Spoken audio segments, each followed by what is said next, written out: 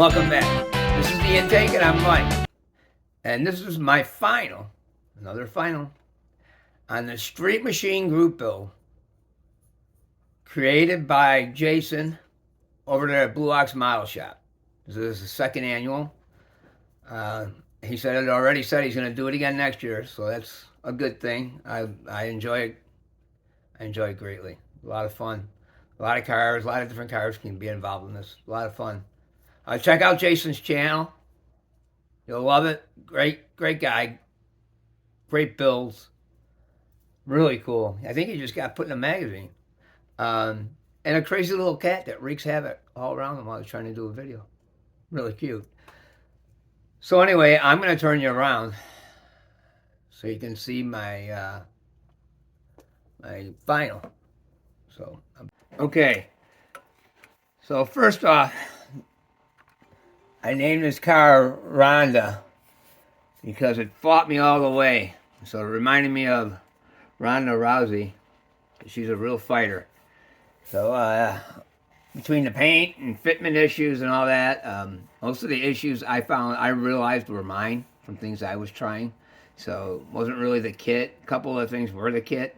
And I'll point them out to you in the video. But anyway, here's my 62 Bel Air bubble top. I love bubble tops. So I was real happy to build this one. I just think they're so cool looking. The paint is Createx colors. Pearl white on top, and I call it seafoam green. I mixed that color, and that's the pearl white mixed with a drop and a half or so of opaque green, and you get a little seafoam green. Kind of got that from my Terry Thacker group build on the 41 Willys, where I made the light blue color, and that was like 2 drops of blue opaque into the pearl white. Turns out really cool. I love doing it. So the interior has that seafoam green and a pearl white in it, and the seats are so I wanted them a little duller, so I did craft paint flat, and it's a mixed white and a green again to get that color. I think it's pretty cool looking, good effect.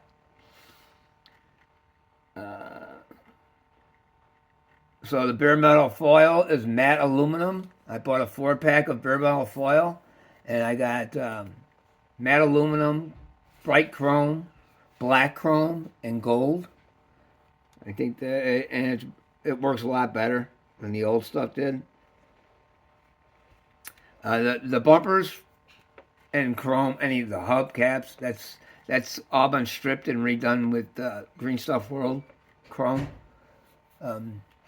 I like to get any of those lines like on the side of the bumper, and I like to shape the corners of the bumpers so they're rounded and not flat and squared off. They look more realistic to me, being shaved down. They look more tucked in too. I don't like them sticking way out if I can help it.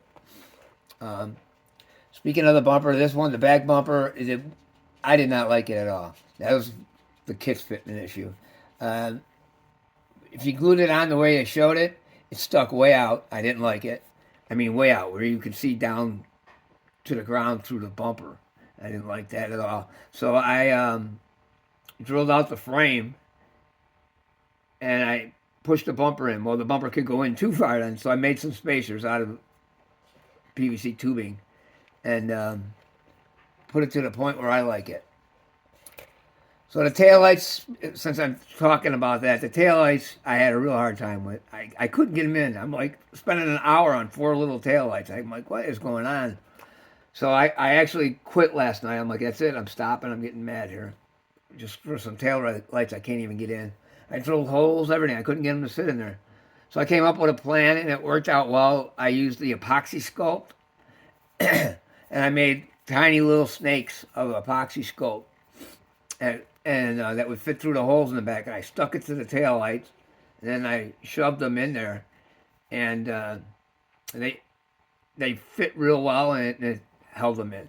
They're epoxied in now, so they look good. It worked out. Came up with a good plan. It worked out. So that was the main kit fitment issues. The rest of the kit's pretty darn good. I can't get the hood. I'm going to work on that more. I worked the heck out of it, trying to get that flat up front. So I even tried tinfoil inside there to see if I could see where it's hitting. I couldn't tell. Um, the front license plate I made out of decal paper and the gold bare metal foil, and then I took the 409 cross flags badging and decal and put it on there. I think it's a cool vanity plate. Um, so let me see. Let me go through my list here so I don't forget stuff like I did before. Um, Jay's resin wheels. Love Jay's resin wheels. I did do a silver line here between the white wall and the wheel because the white wall just kind of disappeared with the white wheels. It didn't. You couldn't tell where one stopped and started, so it kind of lost the white wall effect, which I like on these older cars and the custom look. Okay, so when I want I do have a shop card. My shop card's back here if anybody's interested. Um, please email me. It's in the I put it in the description and it's in my bio, so you can get my email there. I sent out like 21 cards yesterday. I'm gonna open this. I'm gonna tell you, and then I'm gonna show you. I did the Jeweler Box Velvet under the hood. I think it's a cool look. It's easy to work with. It's sticky back. It's got paper on the back, and you peel it off and stick. I just make patterns, and that's the pattern that was under the hood. And I put all that on there. It takes a little while, but I think it's a cool look. Better than all my other hoods that just have like nothing under there and hardly even painted to the right color. Um, oh, I had a lot of static problems. I didn't know what was going on. I have two dogs, and so I had dog fur. I couldn't. It was everywhere. I used these silicone finger protectors for my thumbs and stuff, and they had hair fur all stuck to them. I'm like, what is going on? Where's all this static coming from? And I had the car sitting on a microfiber towel, and I'm like realizing, well, that's it. So then I Googled. Actually, I went on YouTube. I didn't Google it. I went on YouTube, and how to make your own homemade recipe for anti-static, and it was 1 cup of water and 2 tablespoons of fabric softener, and you shake it up. And I did it in a spray bottle. Boom, done. No more static. It works. It works wonders. Even that towel is not even staticky anymore. So, I mean, there's no static in it at all. I mean, it was crackling and everything before. It's gone. So it does work. So if you're having that problem, there you go. Speaking of fur, there's one right there. So anyway, let's get back to the model.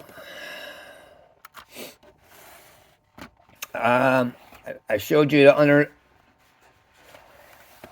under the car. I should have my gloves on. You know what? I really don't want to handle it too much. Sorry. Let me push it back here. I'm putting my gloves on. I'm still gonna wet sand and polish this car and the purple one, the 55 that I did. But I'm gonna wait until I get my other builds done before I come back and do that. But anyway, I wanted to show you there. The headliner is also the velvet, jewelry box velvet. Really cool. And I did the C pillars in the back there. That was easy. I thought I was going to put them on second, but I put it on, and then I realized I pulled the corners back, and I put it up there, and it looked like a seam. So that looked really cool. So the B pillars are on, and then the main headliner goes over it. So that ended up working out real nice. Since we're here, I'll just show you the interior. There's the two-tone interior. There's the seats. That's the color I mixed for it. I thought that looked pretty cool. Flocking down there is green. A green, like a, olive green kind of, with a little tiny bit of white to give it some interest. Really makes it look like carpeting down there. So the dash is all done up, all detailed out, and it has decals on it too. So it's hard to see. I can't even touch the phone now because I put gloves on. So I can't get it to focus. Well, anyway, trust me, it has decals. So it ended up looking pretty good. I also, so you know, like this glass, and that was one of my problems. The glass, I cut out that centerpiece, and I didn't cut it out, I should say. I sawed it out. And we were warned in another video by Tim's Customs. He said, you know, if you start cutting it, you're going to shatter your glass. So I actually used my little rotary saw and cut that out. But you do have to watch how you fit them in there. It caused me problems. And that was my own fault. So anyway, yelling at me to back up and focus again. So there's the engine bay. That intake, carburetors, and velocity stacks is all from the 70 Impala Fire Chief car. So it had a lot of extra parts in there because it got old versions in there. It even has lowrider parts in there, so that's pretty cool. So I used that in here, and it ended up working out real well. I got my 409 badging on the valve covers, and I did I painted the Chevy symbol. It's in tin plate, right there. Brake master cylinders in gold. I've got a bracket on the generator. Small bracket there. Radiator top's in gold. Battery is seafoam green on top, and it's white down lower, and it's the tin plate color on everything else.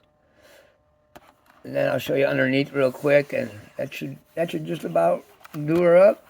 I'll check my notes before I go, so I don't have to do the video over again. Yeah, so there it is.